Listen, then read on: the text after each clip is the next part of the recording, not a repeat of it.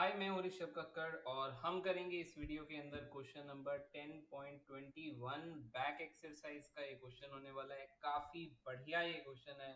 और अगर आप हेलो एल्केन्स और हेलो एरीन्स सिर्फ एक ही बार पढ़ करके इस क्वेश्चन को अटेम्प्ट कर रहे हो तो थोड़ी सी प्रॉब्लम ये आपको दे सकता है, क्योंकि पहली बार एक बार पढ़ने पर हमें टिप्स पे रिएक्शंस जो है वो नहीं याद होती हैं। ठीक है, तो इस क्वेश्चन को करने से पहले आपको टिप्स पे रिएक्शन एकदम याद होनी चाहिए, पढ़ते ही समझ में आ जाना चाहिए कि ये कौन सी रिएक्शन है। ठीक है, वीडियो को शुरू करने से पहले अगर आप हमारा ऑफलाइन और ऑनलाइन कोर्स ज्वाइन करना चाहते हैं तो डिस्क्रिप्शन में आपको इंफॉर्मेशन मिल जाएगी। तो चलिए क्वेश्चन को स्टार्ट करते हैं। क्वेश्चन में एक बार रीड जरूर करूंगा क्योंकि बड़ा ही बढ़िया क्वेश्चन दिया हुआ है। Primary alkyl halide C4H9Br reacted with alcoholic KOH। ठीक है, और साथ साथ देखिए, साथ साथ लिख भी सकते हैं C4H9Br को किसके साथ रिएक्ट करवा रहा है, वो एल्कोहलिक KOH के साथ रिएक्ट करवा रहा है। इसको A बोल दिया है टू गिव कंपाउंड बी, और कंपाउंड बी हमें मिलेगा। आप भी बिल्कुल इसी तरीके से लाइन को पढ़ें, चीजें नोट करें और ए और बी मेंशन एक बार कर जरूर दें। Compound B is reacted with HBr to give compound C which is an isomer of A, यानी कि सी जो है वो आइसोमर ऑफ ए है, यानी कि इनका मॉलिक्यूलर फॉर्मूला ए और सी का सेम होगा, बट कहीं ना कहीं आपको स्ट्रक्चर थोड़ा सा अलग मिलने वाला है। इतनी बात दो लाइनों में कह गया है question, right. Next line, when A is reacted with sodium metal, जब ए को सोडियम मेटल के साथ में रिएक्ट किया, इट गिव्स कंपाउंड डी, और कंपाउंड डी का जो फॉर्मूला दिया है दैट इज C8H18। और ये पढ़ते ही आपको रिएक्शन समझ में आ जानी चाहिए कि कौन सी है, मैं इसको डिस्कस करूंगा अभी। विच इज डिफरेंट, ये लाइन अब बहुत ही पकड़ने वाली है। which is different from compound formed when N-butyl bromide is reacted with sodium। एक बार मैं इस लाइन को दोबारा पढ़ूंगा, ठीक है, यहां से। When A is reacted with sodium metal, it gives compound D, D देता है, और D आपका C8H18 है। Which is different from compound formed when N-butyl bromide is reacted। मैं आपको ये रिएक्शन पहले करके दिखा देता हूं। N-butyl bromide is this। यही बस बात है इस क्वेश्चन में, बाकी पूरा आसान है। This is an butyl bromide. आपको पता होना चाहिए कि ये जो एन है, एन ब्यूटाइल ब्रोमाइड एक कॉमन नेम है, और एन जब आगे लगा दिया जाता है तो स्ट्रेट चेन होती है, और जो भी हेलोजन होता है फर्स्ट पोजीशन पे आप लगा सकते हो। ठीक है, अगर आपको ये रिएक्शन याद है तो ये रिएक्शन आपकी वुड्स रिएक्शन होती है।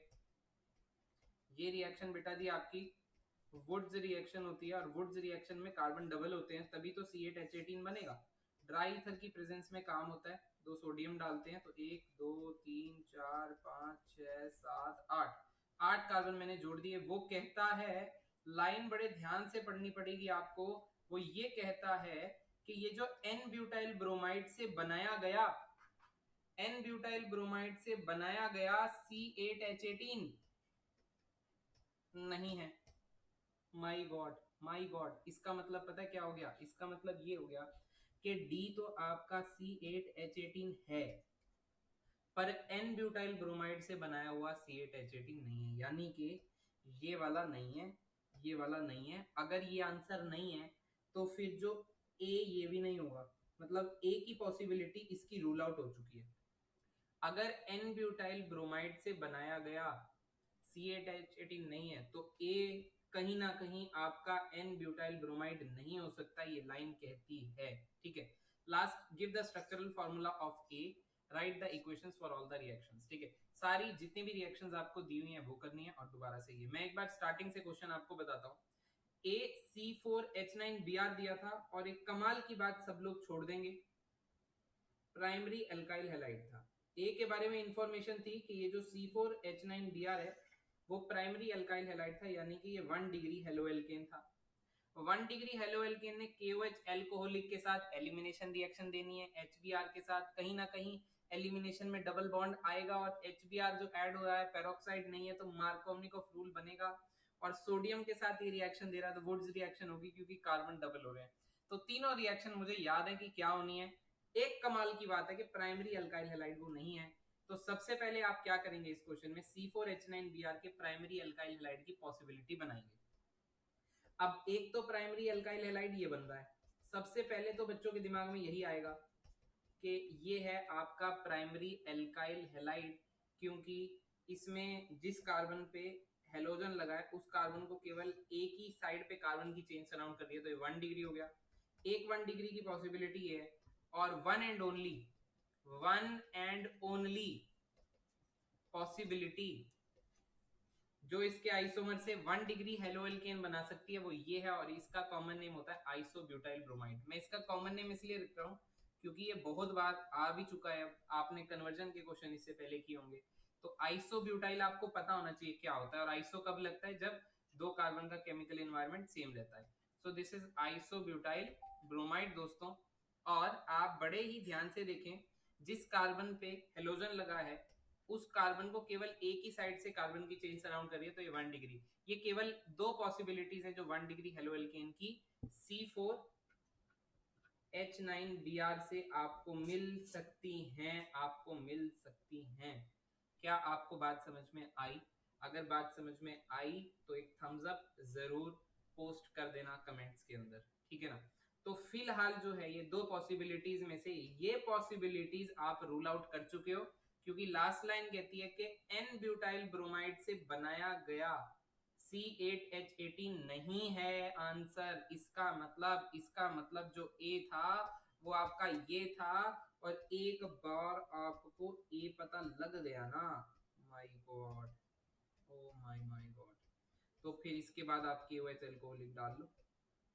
अब एलिमिनेशन आपको इतना अगर आप कर चुके हो और आपको बात समझ में आ चुकी है, तो एलिमिनेशन तो डेफिनेटली आपको पता होगा।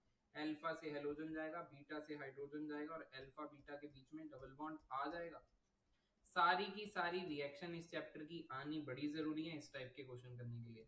HBr डालेंगे तो मार्कोवनिकोव रूल लगेगा, और मार्कोवनिकोव कहता है नेगेटिव पार्ट HBr का, जैसे नेगेटिव पार्ट Br माइनस है, वो कौन से कार्बन पे जाएगा जिस डबल बॉन्डेड कार्बन एटम पे हाइड्रोजन कम है, यानी कि नेगेटिव पार्ट उस डबल बॉन्डेड कार्बन एटम पे जाएगा जिस पे हाइड्रोजन कम है, तो Br यहाँ जाएगा, और H जो बच गया था वो यहाँ जाएगा।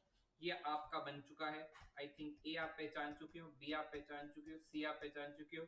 लास्ट वुड्स रिएक्शन और आपको देनी है। आपको पता होना चाहिए कि ये हम कन्वर्जन के अंदर भी कर चुके हैं, बिल्कुल सेम कन्वर्जन के अंदर हो चुकी है।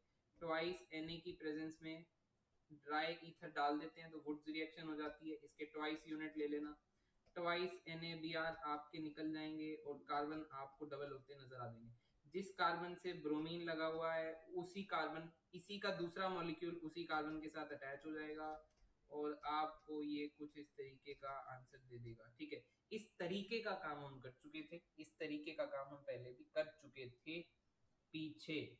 आई hope you are getting my point, और ये बढ़िया सा क्वेश्चन था। इसके आने के चांसेस, अगर पेपर में केवल हेलो एल्केन और हेलो एरीन ही आता है स्कूल एग्जाम में, इस क्वेश्चन के आने के चांसेस बहुत बढ़ जाते हैं। दोबारा से इस क्वेश्चन को एक बार देख लो। आगे प्राइमरी एल्काइल हैलाइड वर्ड सब छोड़ देते हैं। आप लोग जब रिएक्शन करके जाते हो तो आपको एलिमिनेशन समझ में आ जाती है कि अल्कोहलिक की वजह, आपको ये भी समझ में आ जाती है कि HBr से मार्कोवनिकोव ही लग रहा होगा, और तो कोई रिएक्शन है नहीं, ठीक है, अल्कोहलिक KOH के बाद। बट ये बात रह जाती है हमसे प्राइमरी आगे पढ़ना। तो प्राइमरी एल्काइल हैलाइड की पहले तो पॉसिबिलिटीज बना ले, और एक पॉसिबिलिटी आगे क्वेश्चन में रूल आउट ऑलरेडी हो चुकी है, तो वो नहीं है, ठीक है। तो इस क्वेश्चन के अंदर इतना ही था। आई होप आपको बात समझ में आ गई होगी। जाते जाते प्लीज कमेंट में एक थम्स अप जरूर भेज देना अगर बात समझ में आई है तो। फिर मिलते हैं नेक्स्ट वीडियो में। Okay, bye bye, take care.